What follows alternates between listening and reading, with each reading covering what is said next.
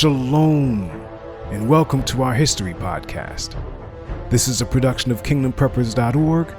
I'm your host, Kingdom Prepper, and you're listening to Churchianity, 2,000 Years of Leaven. We continue with our history. Part 28, The Church of England.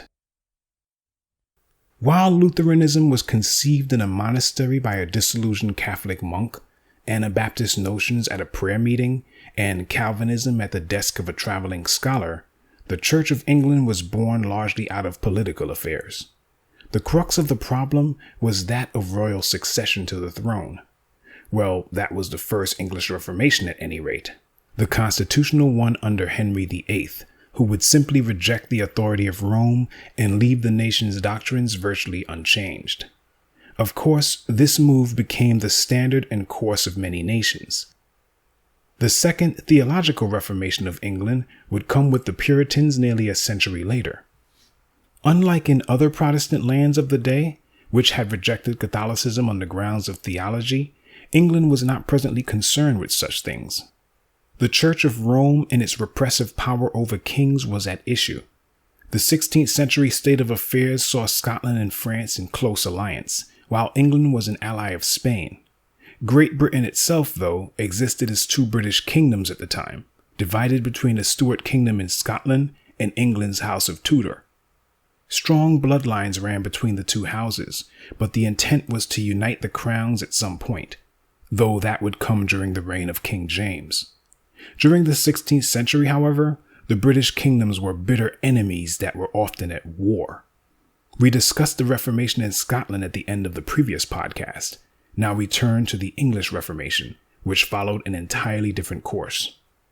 Catherine of Aragon, daughter of Ferdinand and Isabella, came to England in 1501, aged 16, and married on November 14th Arthur, aged 15, oldest son of Henry VII.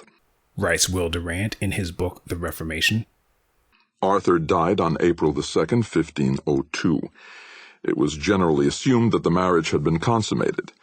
The Spanish ambassador dutifully sent proofs thereof to Ferdinand, and Arthur's title, Prince of Wales, was not officially transferred to his younger brother Henry till 2 months after Arthur's death. But Catherine denied the consummation. She had brought with her a dowry of 200,000 ducats, around $5 million. Loath to let Catherine go back to Spain with these ducats, and anxious to renew a marital alliance with the powerful Ferdinand, Henry VII proposed that Catherine should marry Prince Henry, though she was the lad's elder by 6 years. Then came the gross misinterpretation of Scripture by Catholic officials.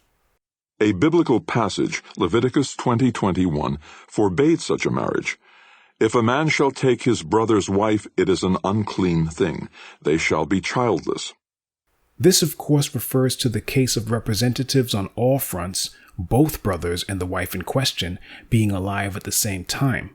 A brother was in fact lawfully allowed to marry a deceased brother's widow and raise up seed onto him, prolonging his name. The Catholics mistakenly thought that the first law was contradicted by this one. If brethren dwell together, and one of them die and have no child, her husband's brother shall take her to him to wife. Deuteronomy 25:5. Needless to say, this was all Israelite business anyway, and had nothing to do with English kings or Catholic authorities. Regardless, Archbishop Warham condemned the proposed union. Bishop Fox of Winchester defended it if a papal dispensation could be obtained from the impediment of affinity. Henry VII applied for the dispensation. Pope Julius II granted it in 1503. Some canonists questioned, some affirmed the papal power to dispense from a biblical precept, and Julius himself had some doubts. The betrothal, in effect a legal marriage, was made formal in 1503, but as the bridegroom was still only 12, cohabitation was postponed. In 1505, Prince Henry asked to have the marriage annulled as having been forced upon him by his father, but he was prevailed upon to confirm the union as in the interest of England, and in 1509, 6 weeks after his accession, the marriage was publicly celebrated. 7 months after this, Catherine would bear a child, which resulted in stillbirth.